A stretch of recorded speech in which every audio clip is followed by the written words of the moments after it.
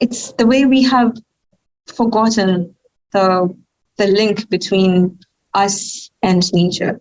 Like we literally are not separate. There isn't necessarily like an encouragement of heading there, of going there, of being within nature. But every time I am, I'm just reminded once again what it's like. I'm reminded of the energy that it brings me. It's really restorative. I go there just sometimes to just remind myself and to ground myself and to remind myself that I am part of this ecosystem. I used to live with my great grandmother, and we used to live in this very green area, a very green village. And so my grandmother, we used to have this huge a cypress tree that just grew around outside our kitchen, and I remember, I think since I was growing up, from the time I was around maybe 1 year to 5 years old, I remember having breakfast just at the bottom of that tree and having my lunch. And I remember so vividly my uncles and my aunties just thriving just beneath that tree. And recently, like I think 5 years ago, I went back, and my great grandmother is no longer there because she passed away. But it's like when she passed away, she took away the tree with her because the tree was cut down.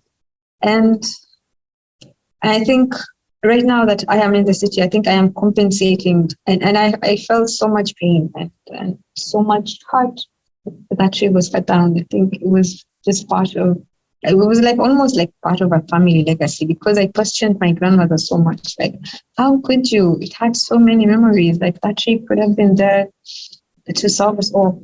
I think I'm giving back, and I think that pain just really propelled me to into restoration. Yeah, similarly, my grandma and her house, and unfortunately we can't go back anymore, but her pomegranate trees, you remind me of that.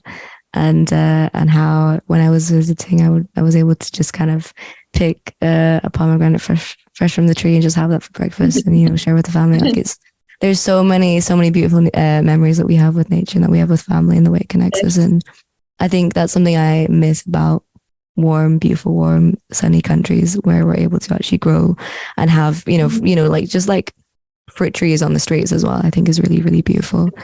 And that's not something that's really prevalent here in the UK, I'll be honest. But yeah, no, you've reminded me of that element of joy, but as well of loss, of the fact that we can't return to those spaces anymore, and the fact that for a multitude of reasons, it's unsafe. And I think there's a lot of pain in that. And I think similarly, it's both like within that pain, within that joy, we're still able to find motivation. We're still able to reminded of what's the good and what with the bad, and it's really intensive. And I think it's really, it hurts a lot. It hurts a lot to think about. But thank you for sharing. I really appreciate that.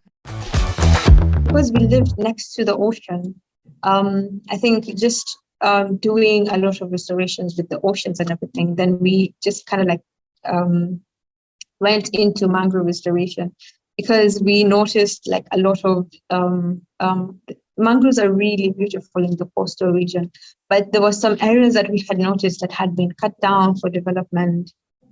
And so we started asking around, what kind of trees are this?